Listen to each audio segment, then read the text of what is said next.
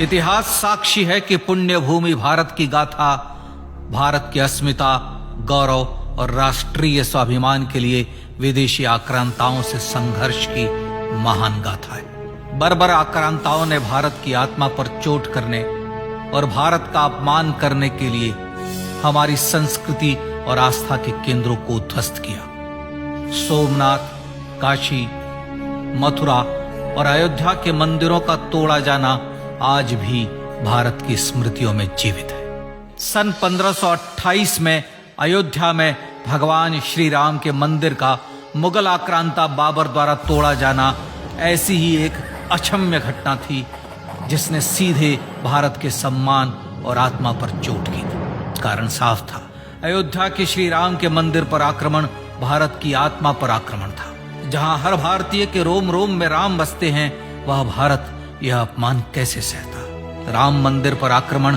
भारत को आहत कर गया था। विदेशी हमलावर अपनी बर्बरता दिखाते गए और भारत अपने आत्मगौरव को फिर से पाने के लिए संघर्ष करता रहा।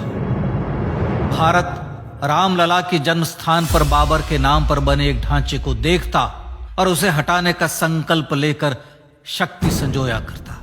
हिंदू समाज आत्मसम्मान के रण में डटा रहा और लगातार हमलावरों द्वारा बनाए गए बाबरी ढांचे को हटाने के लिए लड़ता रहा। सरयू कई बार रक्त से लाल हुई। कभी स्थानीय शासकों ने तो कभी साधु संतों और राम भक्तों ने राम जन्मभूमि की मुक्ति के लिए अपने प्राणों की आहुति दी। 74 बार युद्ध हुए। हम कुछ मोर्चे हारे, पर रण जीतने का संकल्प कभी कम नहीं हुआ। हिंदू समाज तलवारों से रक्त रंजित हुआ, पर उसने हार नहीं मानी। उसका संकल्प अजेय था। 15 अगस्त 1947 को देश की आजादी के साथ सैकड़ों सालों से चले आ रहे इस संघर्ष में नई ऊर्जा और एक नया मोड़ आया। अचानक 23 दिसंबर 1949 को बाबरी ढांचे में श्री राम लला प्रकट हुए। हजारों राम भक्त दर्शन के लिए उमड़ पड़े। तत्कालीन प्रधानमंत्री पंडित जवाहरलाल नेहरू ने उत्तर प्रदेश सरकार को श्री राम लला को विवादित ढांचे से हटाने का आदेश दिया। उत्तर प्रदेश सरकार ने अयोध्या के कलेक्टर को यह काम दिया और यह निर्देश भी कि जरूरत पड़ने पर वे बल का प्रयोग भी करें। अयोध्या के कलेक्टर ने सरकार को उत्तर दिया कि यह नरसंहार के बिना संभव नहीं है, और फिर भी वह ऐसा चाहती है तो किसी दूसरे कलेक्टर से यह काम करवा ले। परिणाम स्वरूप रामलला की मूर्ति वहीं विराजमान रही। विवादित ढांचे को बंद कर दिया गया। केवल पुजारी को सेवा अर्चना के लिए भीतर जाने की अनुमति थी। फिर भी राम भक्त विवादित ढांचे के बाहर से प्रभु श्री राम की आराधना करते रहे। भारत के हिंदू समाज के लिए चुनौतियां और बढ़ गई। मामला अदालत में गया।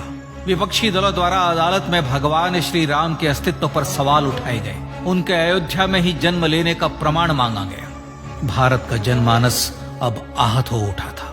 आजाद भारत में भी हिंदू समाज को अपनी आस्था और श्रद्धा के लिए संघर्ष करना पड़ रहा था। चुनौतियों के इस समय में सन 1984 में विज्ञान भवन दिल्ली में विश्व हिंदू परिषद ने धर्म संसद का आयोजन किया। इस संसद में देश भर के संतों ने राम जन्मभूमि की मुक्ति के लिए आह्वान किया और राम जन्मभूमि मुक्ति यज्ञ समिति का गठन किया। धर्म संसद ने राम जन्मभूमि की मुक्ति और वहां भगवान श्री राम के भव्य मंदिर बनाने के भारत के जनमानस के संकल्प को फिर से दोहराया। विश्व हिंदू परिषद के नेतृत्व में मंदिर निर्माण के लिए पूरे देश में अभूतपूर्व आंदोलन की शुरुआत हुई। श्री राम जन्मस्थली मुक्ति यज्ञ समिति के साथ देश भर में राम जानकी की रथ यात्राएं निकली। राम लीलाओं में राम कथा के माध्यम से भारत का आम जन फिर से जुटा। अब सबके मन में एक ही प्रण था, एक ही लक्ष्य था। अयोध्या में जन्मभूमि पर भगवान श्री राम के भव्य मंदिर का निर्माण। सन 1989 में विश्व हिंदू परिषद द्वारा गांव-गांव से रामशिला पूजन करके अयोध्या भेजी गई। 2,75,000 गांवों से रामशिलाएं अयोध्या पहुंची। भव्य राम मंदिर के शिलान्यास का निर्णय हुआ। पूज्य संत महात्माओं और हिंदू समाज के अन्य प्रमुख नेताओं के निर्णय के अनुसार अनुसूचित जाति के प्रमुख नेता श्री कामेश्वर चौपाल ने 9 नवंबर 1989 को मंदिर निर्माण का पहला पत्थर रखा। राम जन्मभूमि पर मंदिर निर्माण के लक्ष्य की पूर्ति के लिए सन 1990 में सोमनाथ से अयोध्या के लिए श्री लाल कृष्ण आडवाणी ने रथ यात्रा की शुरुआत की। देश में जन भावनाओं का ज्वार उबड़ने लगा। श्री लाल कृष्ण आडवाणी के रथ यात्रा के साथ साथ मंदिर के लिए जन समर्थन बढ़ने लगा और छद्म सेकुलरवाद बेनकाब होने लगा। इस जन आंदोलन को रोकने की तमाम कोशिशें हुई पर सब व्यर्थ हुई। विश्व हिंदू परिषद ने देशवासियों से अयोध्या में जन्मभूमि पर मंदिर निर्माण के लिए 30 अक्टूबर और 1 नवंबर 1990 को कार सेवा का आह्वान किया। परिणाम स्वरूप लाखों राम भक्त कार सेवा के लिए देश के कोने कोने से अयोध्या आए। इससे देश की एकात्मता का विराट दर्शन हुआ। कार सेवकों को रोकने के लिए उत्तर प्रदेश के तत्कालीन मुख्यमंत्री श्री मुलायम सिंह यादव ने अयोध्या में परिंदे को भी पर न मारने देने की घोषणा की। स्थितियां गंभीर हो गई। अयोध्या से 200 किलोमीटर दूर रेलगाड़ियां रोक दी गई। अयोध्या युद्ध भूमि बना दी गई। मार्ग बंद, रेल बंद, चप्पे चप्पे पर पुलिस। अयोध्या सैनिक छावनी में बदल गई। राम नाम पर ऐसी पाबंदी कि अर्थी ले जा रहे लोगों तक को रोका गया क्योंकि वे राम नाम सत्य कह रहे थे। लेकिन सैकड़ों किलोमीटर की यात्रा कर कार सेवक अयोध्या पहुंचने लगे। राम के गीत गाते, होठों पर हंसी और पांव में छाले लिए राम काज के लिए राम भक्त देश विदेश से अयोध्या पहुंच ही गए। कार सेवकों पर गोलियां चली। अनेक कार सेवक शहीद हुए। आजाद भारत में जन्मभूमि पर राम मंदिर के लिए कार सेवकों ने फिर एक बार अपना बलिदान दिया, पर कार सेवकों ने विवादित ढांचे पर भगवा फहरा ही दिया और इस तरह कार सेवा सफल हुई। श्री राम जन्मभूमि आंदोलन ने भारत की सुप्त आत्मा को झकझोर कर जगा दिया था। विश्व हिंदू परिषद ने फिर एक बार 6 दिसंबर 1992 को कार सेवा का आह्वान किया। राम भक्तों को कार सेवा करने देने के लिए अदालत में प्रार्थना की गई, पर अदालत ने कोई निर्णय नहीं दिया। परिणाम स्वरूप बौद्ध, जैन, सिख, स्वामीनारायण संप्रदाय, गायत्री परिवार, हर पंथ मत विचार के हिंदू एकत्र हो गए। छूत अछूत का भेद मिटा, जाति की पहचान मिटी। हम सब हिंदू, हम सब सिंधु बन गए। राम सिंधु में ज्वार उठा और देखते ही देखते 6 दिसंबर 1992 को श्री राम जन्मभूमि से बाबरी ढांचा सदा के लिए हट गया।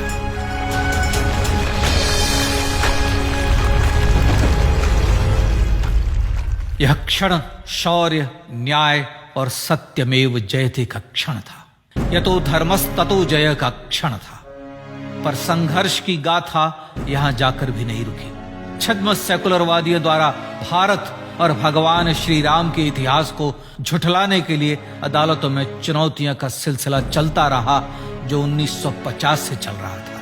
हिंदू सिखों के बीच से गुजरते हुए भगवान श्री राम का दर्शन करने के लिए विवश थे। यह स्थिति थी आजाद भारत में श्री राम और राम भक्तों की।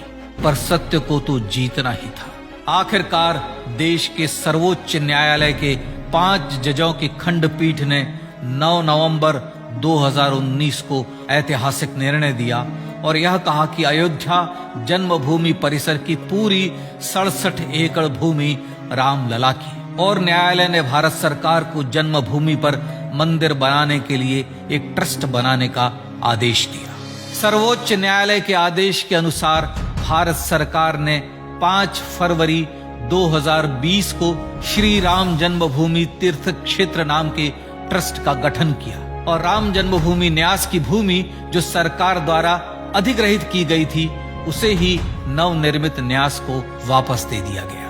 5 अगस्त 2020 को भारत के प्रधानमंत्री श्री नरेंद्र मोदी ने श्री राम जन्मभूमि तीर्थ क्षेत्र के अध्यक्ष पूज्य महंत नृत्य गोपाल दास, राष्ट्रीय स्वयंसेवक संघ के पूज्य सरसंघ चालक डॉक्टर मोहन भागवत एवं उत्तर प्रदेश के मुख्यमंत्री श्री योगी आदित्यनाथ की उपस्थिति में श्री राम जन्मभूमि पर भगवान श्री राम के भव्य मंदिर के लिए भूमि पूजन कर निर्माण कार्य का शुभारंभ किया। इस तरह लगभग 500 वर्षों से राम जन्मभूमि की मुक्ति के संघर्ष का पटाक्षेप हुआ।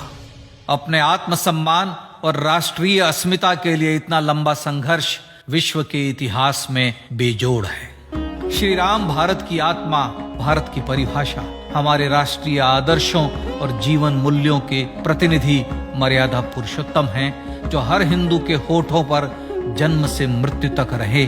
बस यही हर हृदय में प्रार्थना होती है।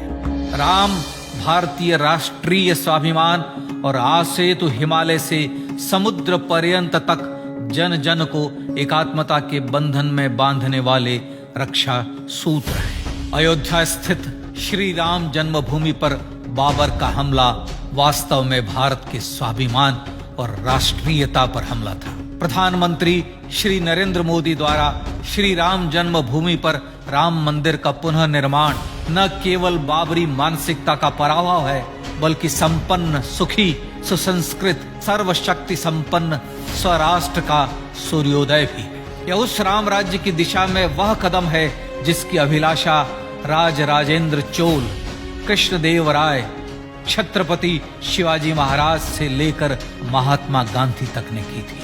अयोध्या में जन्मभूमि पर भगवान श्री राम का मंदिर न सिर्फ राष्ट्रीय गौरव होगा, बल्कि वह श्री राम के आदर्शों का राष्ट्र मंदिर होगा। अब वह महान संकल्प पूरा होने जा रहा है। आइए इस राम यज्ञ, राष्ट्र यज्ञ में जिन ज्ञात और अज्ञात भारतीयों ने अपनी आत्माहुति दी है, उनका पुण्य स्मरण कर उन्हें श्रद्धांजलि दें।